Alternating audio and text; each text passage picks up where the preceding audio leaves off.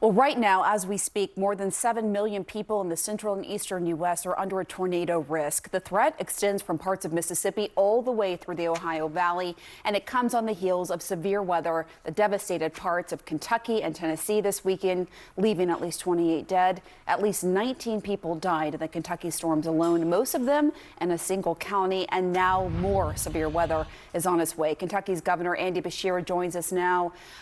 Governor, thank you for being here. So many people right now in Kentucky are already hurting, and now there's a new threat of storms. How are you handling this? Well, it's hard. We've had a significant storm come through. We've lost 19 children of God in our Commonwealth. So many people have been devastated with their homes destroyed. And here a couple days later, they're under almost the same level of threat. So we are organizing. We're going to make sure, especially in the areas where there's a lot of debris and we know there's going to be high wind, that we evacuate those areas. We don't want to lose additional person. But I tell you what, we have just been hit over and over and over by the weather. But we're tough people. We stick together and we're going to get through this. Yeah, what do you make of that? Just the repeated hits. I know I've traveled down to Kentucky to cover some of the severe weather over the years, and it's really tough, and it puts a strain on these small communities. We've had 14 weather disasters since I've been governor. That's just in the last 5.5 years. Worse tornadoes, worse floods, and some of the same people get hit over and over and over. This one is tragic because we had two neighborhoods here in London hit. It's where most of the fatalities are. And so you're going to have people that have lost 5, 6, 7 lived them. That's a lot of trauma that they're going to carry with them. But we're going to cover them in love.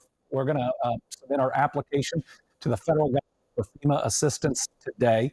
We've got a travel trailer program that we are setting up so people will have a place to live in the months to come. We're working on the debris contract because we want to get all this chaos up and out. And our commitment to every single one of these Kentuckians is we're going to rebuild every structure and every life. You have praised the Trump administration for its response to the devastation in Kentucky, saying that you have, quote, no criticism for them. But Kristi Noem, of course, the head of DHS, which oversees FEMA, wants to make big cuts to the agency. As we were just talking about, I mean, Kentucky has just been hammered with floods and tornadoes. Are you concerned about the impact these cuts could have? What is your message to DHS? Yes, I'm very concerned about the future. I'm very concerned about cuts to FEMA or to the National Weather Service. But I want to be clear that the actual response on the ground by the Trump administration and Secretary Noem has been good. The way FEMA has treated people has been good. The president has approved each of our applications. And so while I disagree with this president on so many different issues, he does deserve credit when the administration steps up and does something well. President Trump and Elon Musk's DOGE cuts, they have also impacted the National Weather Service. I know that there was a lot of questions about that with these last storms, but you said everything was good, everything was worked the way it should have. But could these hurt your ability, these cuts that have already happened, hurt your ability to prepare for future storms? Is that a concern right now? It is a concern. It didn't happen in this last disaster, but if we don't have enough meteorologists, if they're not there 24/7, then we don't get the heads up. If you look at the 2 flooding disasters we've had this year, we had a week's worth of notice. We were able to pre-position the boat teams, and because of that, we made thousands of rescues. A National Weather Service that doesn't have the funding it needs lives all over the country. But again, we had the heads up this time. What happened, though, is an incredibly strong tornado in an area that it wasn't necessarily expected while people were sleeping. And that's just the toughest of tough natural disasters. That is just so tough. Now, some of the areas hit by deadly storms just a few days ago are once again at risk today as the threat continues for Kentucky, Missouri, and further south.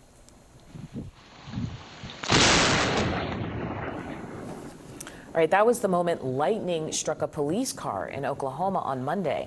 Now, we have seen ferocious storms leading to massive damage across multiple states. New video out of Kentucky shows the moment one family had to take cover. Zoe, get in here! Zoe! Zoe! The family is okay. Their home is gone.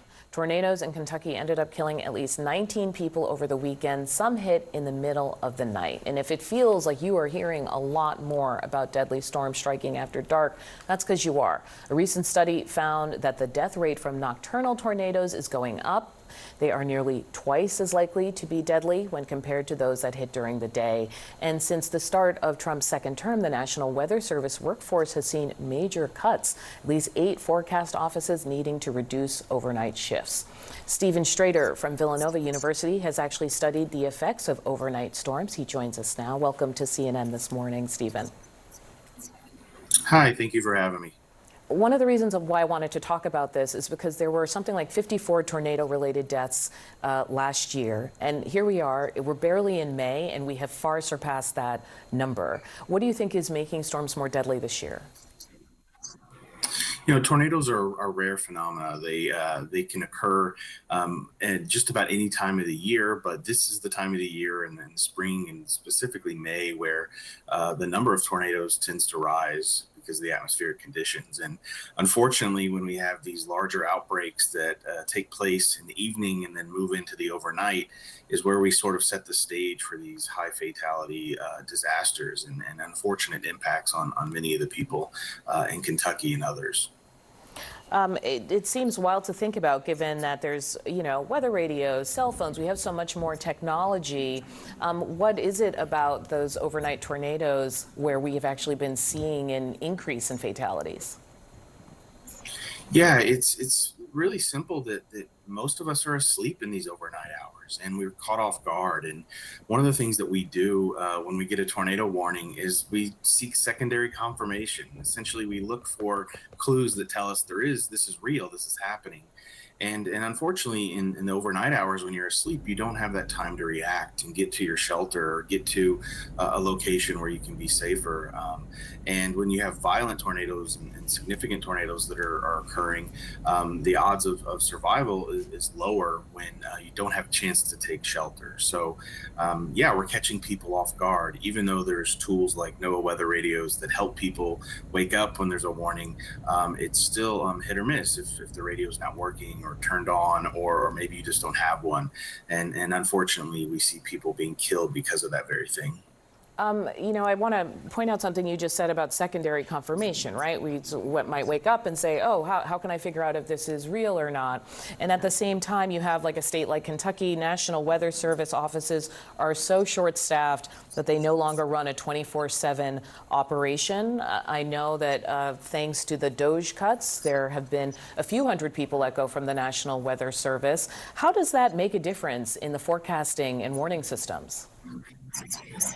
Yeah, we look at a national weather forecast office like the Jackson, Kentucky office that was the one that was issuing the warnings for the deadly tornadoes in Kentucky, and they had to call people in to make sure that their staff was full and that they could manage what we call the warning desk.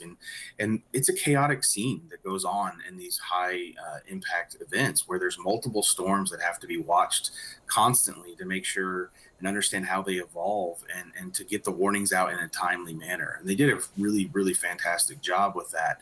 The issue is what does the future hold? And that takes a lot of people to take phone calls from the public and reports and the forecasting side.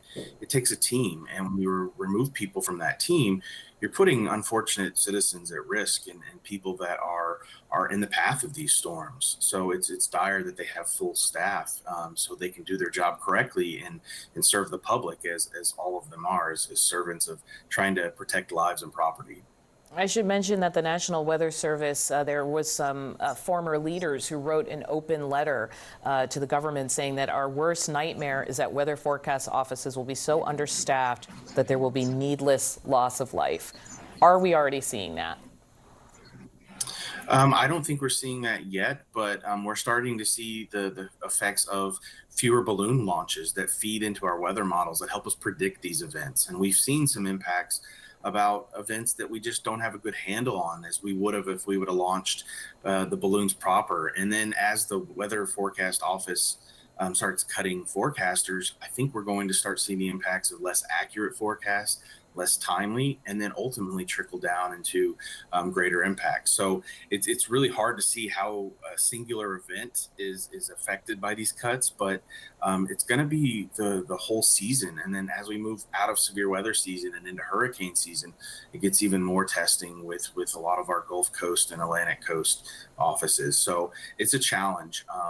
And remember that $4 of your federal tax dollars go to the National Weather Service every year. And that's a really good return on investment, if you ask me. That's Stephen Strader, assistant professor with the Department of Geography and the Environment. That's at Villanova University. Thank you. Thanks for having me.